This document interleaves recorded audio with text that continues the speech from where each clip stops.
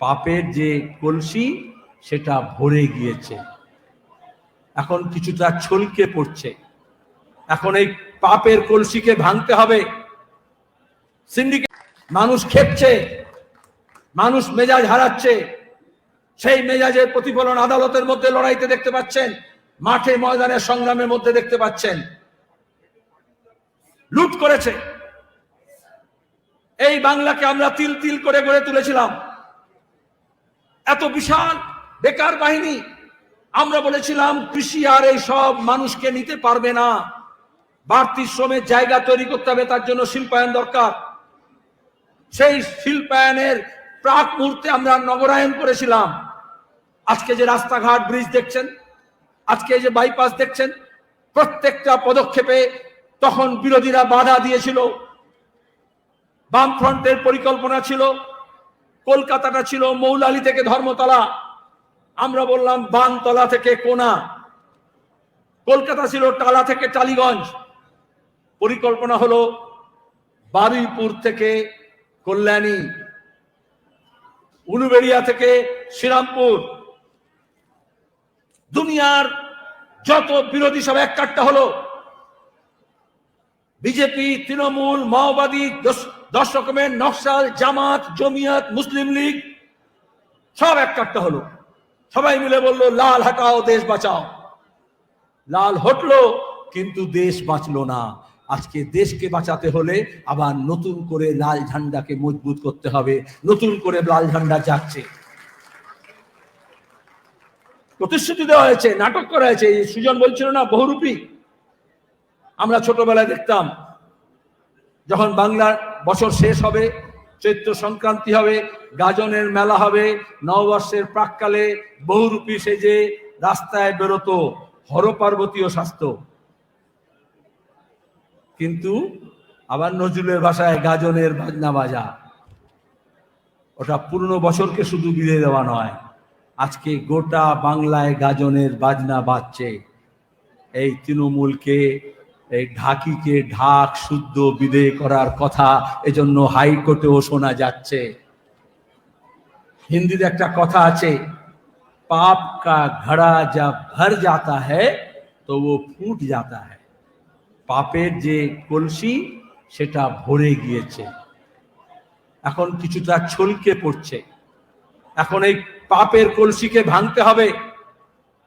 Syndicate রাজ আমাদের পাহাড় পর্বত, নদী, নালা, ঝর্ণা, আমাদের খনি, আমাদের খাল এসব তুলে দিচ্ছে।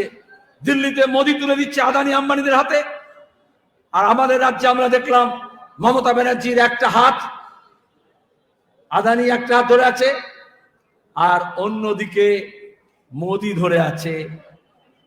তবেই তো আমাদের ব্যাংক, আমাদের পোস্ট অফিস, আমাদের ইন্স্যুরেন্স, আমাদের বন্দর, আমাদের বিমানবন্দর, আমাদের খনি এসব লুট হচ্ছে।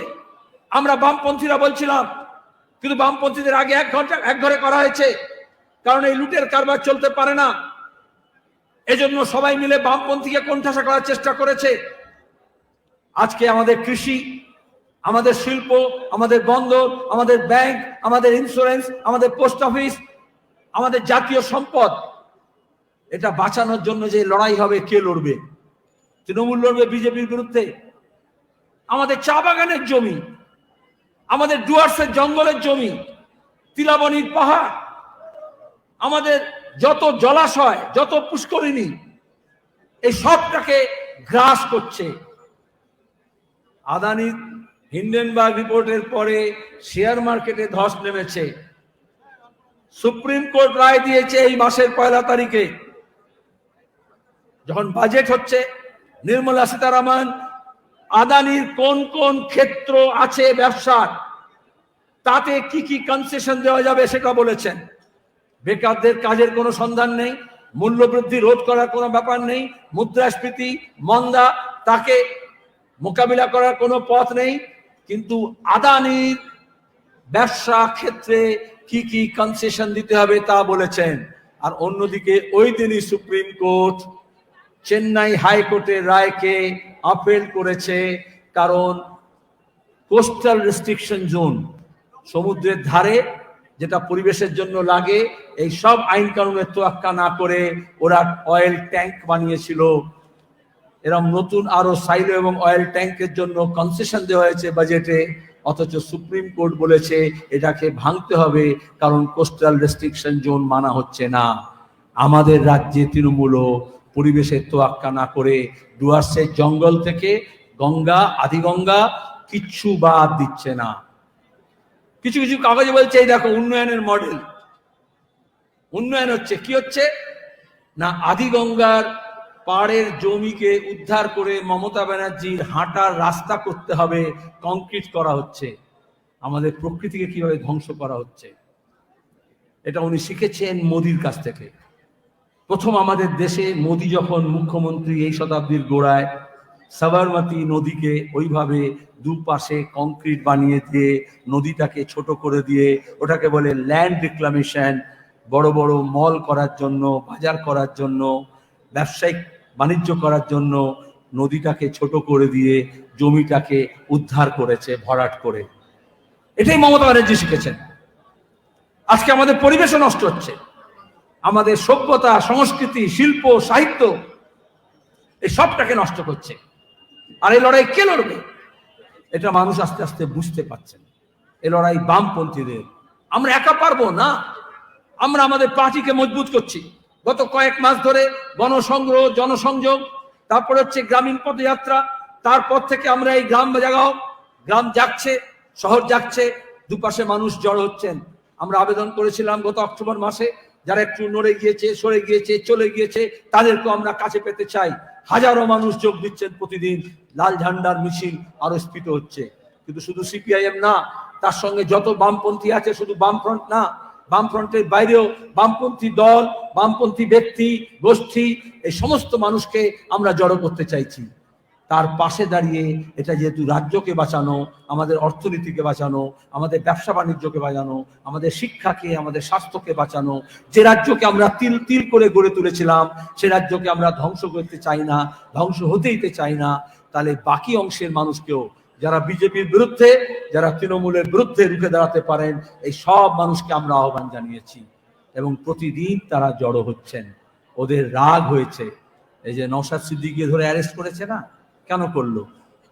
তৃণমূল একটা অলিখিত এমন নিয়ম করেছে, মমতা ব্যানার্জি ঈদের নামাজে গিয়ে আর ইফতার পার্টি পার্ক সার্কাসে দিয়ে আর সিদ্দিকুল্লাহ চৌধুরী আর বরকতিকে পাশে রেখে একটু হেজাব করে নামাজের নাটক করে দিয়ে বলেছেন যে মুসলমানরা সব তার সঙ্গে থাকবে। তাহলে আনিস খান কেন কথা বলবে? আমি বলছি না, হাইকোর্টের বিচারপতি মান্তা তার রায়ে বলেছেন যে আনিস খান ওই সময় কর্ণাটকায় হেজাব নিয়ে বিতর্ক হচ্ছিল, আনিস খান হেজাব নিয়ে স্টেটমেন্ট করেছিল, ফেসবুকে পোস্ট করেছিল, এই জন্য পুলিশ নাকি তাকে জানিয়েছে তার এসআইটি রিপোর্টে যে পুলিশ ওই জন্য তার বাড়িতে গিয়েছিল। মুসলমান ভাইদের বলি, শুনতে পাচ্ছেন যে হেজাব নিয়ে কেউ পোস্ট করবে কেন? তার জন্য মমতা ব্যানার্জির পুলিশ আনিস খানের বাড়িতে গেছে এবং তারপরে খুন করেছে। আর বামপন্থীরা তার ইনসাফের জন্য লড়াই করছে। এইভাবে আজকে 2 বছর হলো মাইদুল মিদ্দা খুন হয়েছে। 11ই ফেব্রুয়ারি বেকার ছেলে কাজের দাবি করেছিল, তুহিনা বর্ধমানে বাচ্চা মেয়ে ছাত্রী, ভোটের আগে তৃণমূল এক গোষ্ঠী আরেক গোষ্ঠীর বিরুদ্ধে, ওখানকার বেতাজ বাদশা তার বিরুদ্ধে কথা বলেছিল, তার বাড়ির সামনে তাকে হ্যাং করে কার্টুন বানিয়ে রেখে দিয়েছিল, সেই মেয়েটা প্রাণঘাতী হয়েছে। কোথায় যাচ্ছি আমরা? আমি এটা বললাম এই জন্যই, কারণ আরএসএস এর প্রেসক্রিপশনে মমতাকে মমতা সাজানো হয়েছিল, আর কিছু মুসলমান ডুগডুগি বাজিয়েছিল যে এই তো এবার দেখো কত ভালো হচ্ছে আমাদের মুসলমানদের। ধোকা দিয়েছেন। উনি বলেছিলেন ভাঙড়ে মুসলমানদের জন্য মেডিকেল কলেজ করে দেবো, রেলমন্ত্রী বলেছিলেন বিএনআরে রেলের মেয়েদের নার্সিং হস্টেল, নার্সিং কলেজ করে দেবো মুসলমানদের জন্য। আমরা বারবার বলেছিলাম আইন এরকম হয় না, আপনি আলাদা করে মুসলমানের জন্য নার্সিং কলেজ, মেডিকেল কলেজ করতে পারেন না। কিন্তু কে কার কথা শুনবে? এটাই হচ্ছে নাটক করা। এই যে বিজেপিরা এরকম ফেট্টি লাগিয়ে, তিলক লাগিয়ে, এই জয় জয় বলে করে হইচই করে ধর্মীয় স্লোগান দেয় না, ধর্মের একটা বর্ম পরে অধর্মের কাজ করে। এরকম মমতা ব্যানার্জি ও বরকতিকে পাশে নিয়ে, সিদ্দুল্লাহ খানের পাশে নিয়ে এমন করে বললেন আমি যখন বললাম এগুলো এরকম হয় না, তখন মুসলমান ভাইরা বলল, আপনি সেলিম ভাই এসব কেন বলছেন? আরে বাপ রে বাপ, ইনি দেশে নেতা নন, নেত্রী নন, ইনি একদম সাক্ষাৎ আসমান থেকে ফেরেশতা নেমে এসছেন। বললাম, আরে ভাই, হাদিসে লেখা আছে অনেক সময় শয়তান শয়তানি হরকত করার জন্য ওইরকম ফেরেশতার ভেগ ধরে আসে। ওই রকম আরএসএস আমাদের রাজ্যে তৃণমূলের ভেগ ধরে এসেছিল। ওই হেজাবটা হচ্ছে নাটকে যেরকম হয় না, রামলীলায় যদি কাউকে হনুমান সাজতে হয় তাহলে একটা লেজ লাগাতে হয়, মুখটাকে একটু এরকম করে ফোলাতে হয়, রাম সাজলে একটা তীর ধনুক নিতে হয়। ওইরকম আরএসএস এর দরকার ছিল হিন্দু মুসলমানের মধ্যে বিভাজনের রাজনীতি করতে হলে। তাহলে মুসলমানদের এই কীর্তিকলাপ মমতা ব্যানার্জি এমন করে করছেন, তাতে যে হিন্দু মনস্ক মানুষ ছিলেন, যারা ধর্মনিরপেক্ষ মানুষ ছিলেন, তাদের মধ্যে এই প্রচার মিডিয়ার দৌলতে নিয়ে যাওয়া হলো, এই দেখো সব মুসলমানরা পেয়ে যাচ্ছে। কিচ্ছু পায়নি। দার্জিলিং এর গোর্খাল্যান্ডের নাম করে যারা লড়েছিল, সেই বিমল গুরুংরাও কিচ্ছু পায়নি। কান্তাপুরীর নাম করে কেলো যারা করেছিল তারাও পায়নি। মাওবাদী যারা এসেছিল ভাড়ার হয়ে লড়াই লড়তে, তারাও জঙ্গল মালে মানুষকে কিছু দিতে পারেনি। আর এই জামাত জমিয়ত মিলে, সিমি মিলিয়ে, মুসলিম লীগ মিলিয়ে মুসলমানদের জন্য মমতা সব করে দিচ্ছেন, 10,000 মাদ্রাসা করে দিচ্ছেন, কিচ্ছু পায়নি। এই না পাওয়ার হিসেব সবাই নিচ্ছে।